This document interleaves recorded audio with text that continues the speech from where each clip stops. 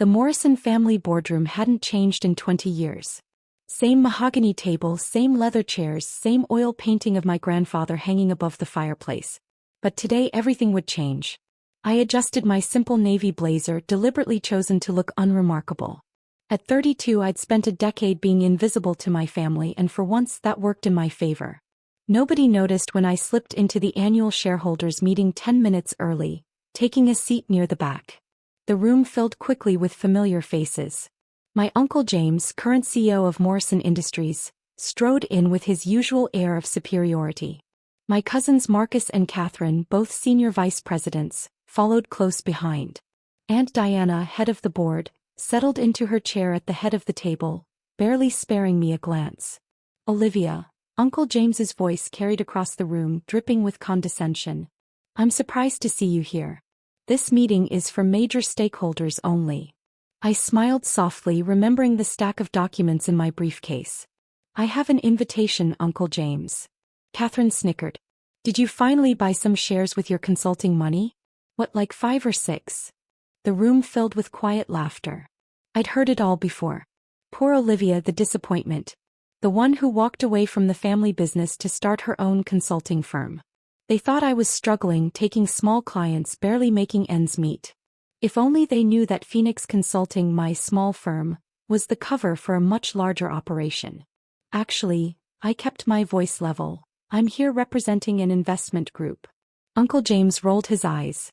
Look, Olivia, we're about to discuss a major acquisition. We don't have time for whatever small-time deals you're working on.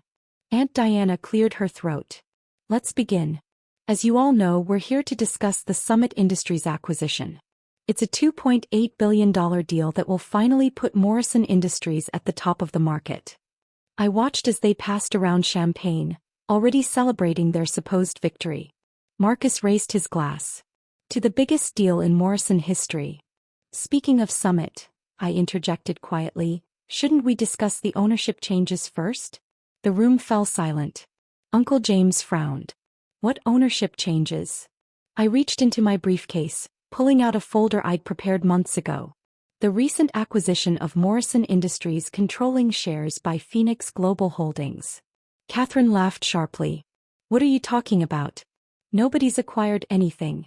Actually, I slid the documents across the table.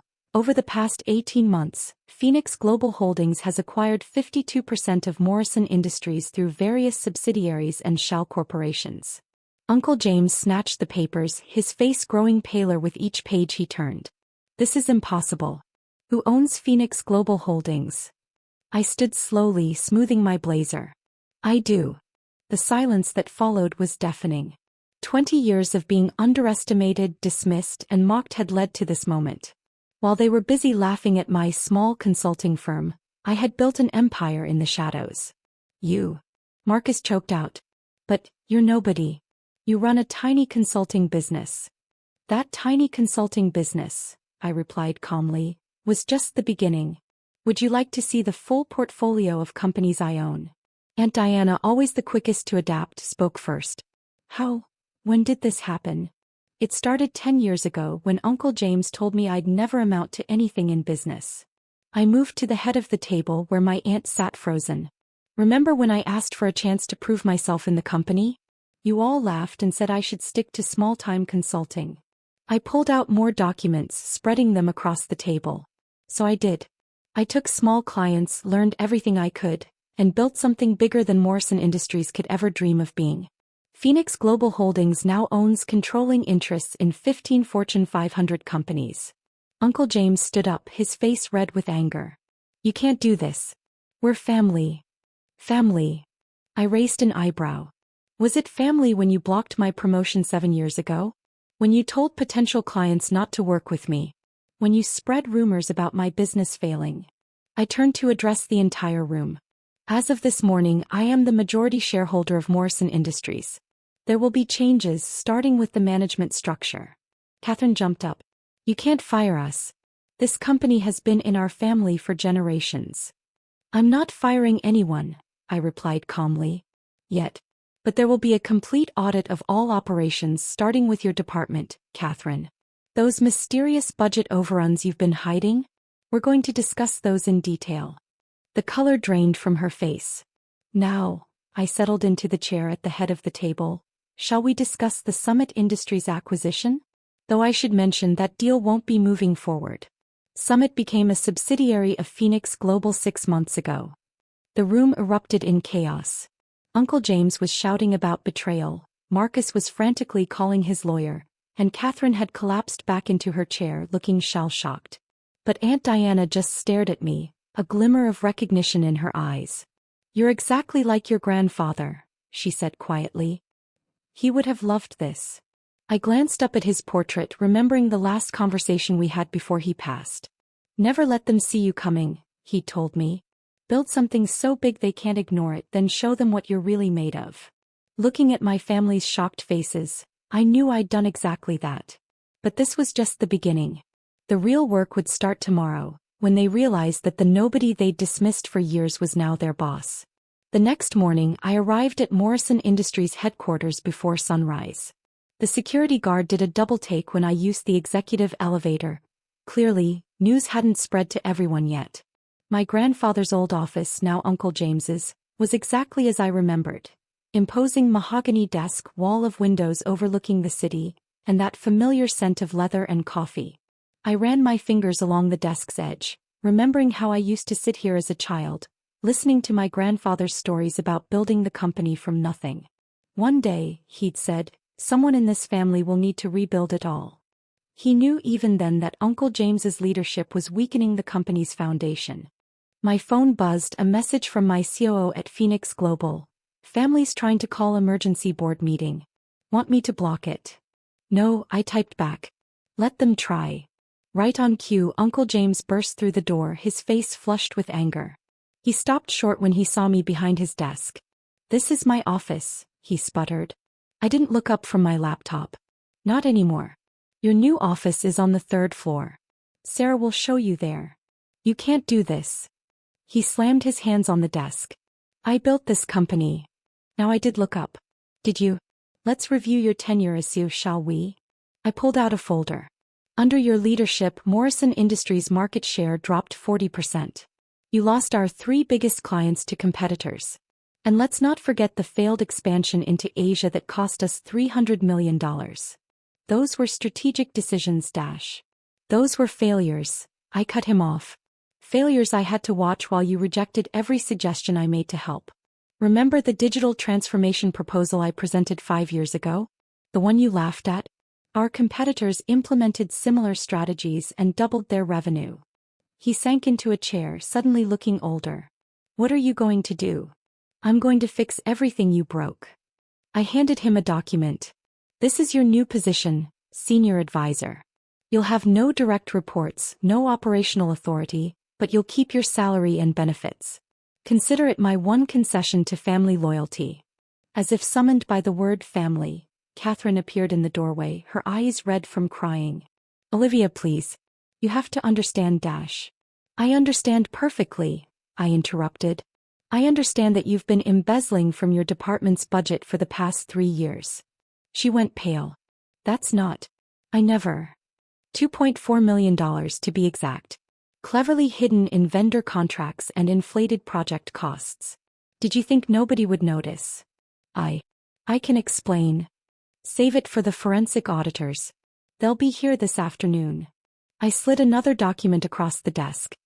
"You have 2 choices. Resign immediately and repay every cent, or I'll press charges." Katherine grabbed the resignation letter with trembling hands. Behind her, Marcus appeared, looking nervous. "Don't bother making excuses," I said before he could speak. "I know about the insider trading." His jaw dropped. "How did you? I've been watching all of you for years. Every mistake, every scheme, every shortcut. Did you really think I built Phoenix Global just by consulting? Information is power, dear cousin, and I have a decade's worth of it." The next few hours were a parade of family members, each discovering just how thoroughly I documented their misdeeds. Aunt Diana was the last to arrive, carrying herself with the same regal bearing as always, but I could see the cracks in her facade. "Well played," she said, settling into the chair across from me. "You've certainly proven us all wrong." "This isn't about proving anything," I replied. It's about saving this company. She studied me for a long moment. Your grandfather would be proud. Would he? The same grandfather whose legacy you helped Uncle James nearly destroy. She flinched. We did what we thought was best. No, I cut her off. You did what was easiest. You let Uncle James run this company into the ground because challenging him would have disrupted your comfortable lives. Well, comfort time is over. I handed her a thick folder. These are the changes happening immediately. The board is being restructured. We're bringing in outside directors with actual industry experience. The nepotism ends today. And what about the family? Those who can prove their worth can stay. Everyone else. I shrugged. There's always consulting. He almost smiled at that. You've been planning this for a long time, haven't you? 10 years, 2 months and 15 days. Since the morning Uncle James told me I'd never understand real business. I turned to look out the window at the city skyline. I spent every day since then learning, building and waiting. Phoenix Global now controls companies worth over $50 billion. Morrison Industries is just the latest addition to the portfolio. And the Summit Industries deal? Was never going to happen. I bought Summit 6 months ago specifically to block Uncle James's acquisition attempt. It would have bankrupted Morrison Industries, which I suspect was his plan all along.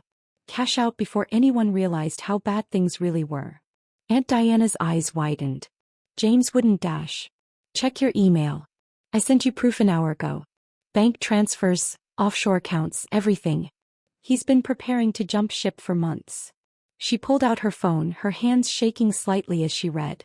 By God. There's more, I continued.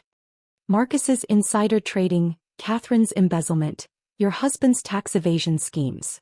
I have everything documented. So when the family inevitably tries to challenge my takeover, remember, I'm not just holding the company's future. I'm holding everyone's freedom. A heavy silence fell over the office. Finally, Aunt Diana spoke. What do you want from us? Cooperation. Accept the changes I'm implementing. Help rebuild this company the right way. Or leave, with nothing but your freedom. She stood slowly. You've thought of everything. I had to. You never gave me any other choice. After she left, I sat in my grandfather's chair, my chair now, and opened his old desk drawer. Inside, just as I remembered, was a small framed photo of him and me from my college graduation. The last time I saw him before he passed away. The company will need you someday, he told me that day. They're too proud to see it now, but they'll need you. My phone buzzed again. The audit team had arrived. Time to begin the real work of saving Morrison Industries. I placed the photo on my desk, a reminder of why I'd fought so hard to get here. The next few weeks were a whirlwind of changes. Most of the family accepted their new roles, humbled by the evidence I held over them. Uncle James resigned rather than face questions about the Summit Industries scheme. Katherine repaid the embezzled funds and took a position at a smaller firm. Marcus agreed to cooperate with the SEC in exchange for leniency. Slowly the company began to transform. I brought in experienced executives, implemented modern systems and restored client relationships. Morrison Industries' stock price rose as the market responded to the changes. 3 months after the takeover, I received an unexpected visitor.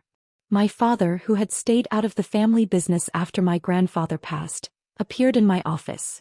I kept wondering, he said, settling into a chair, why you never came to me for help all these years. I looked up from my work. Would you have helped? He was quiet for a moment. No. I would have tried to stop you. Would have said it was too risky, too ambitious. He smiled slightly.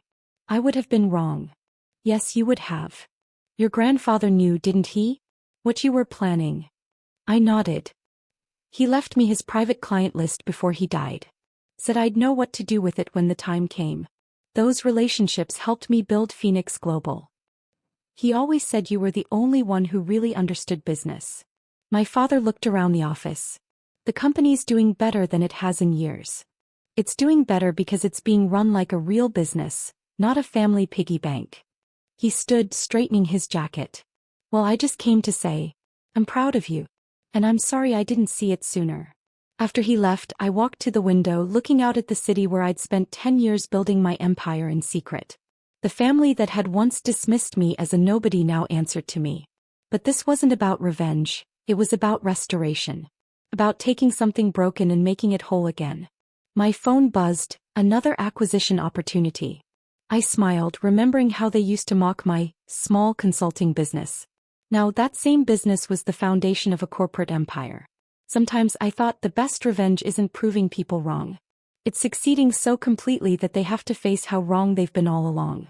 And as I sat down to review the next acquisition, I knew this was just the beginning. The nobody they'd dismissed had become someone they couldn't ignore. And I was just getting started.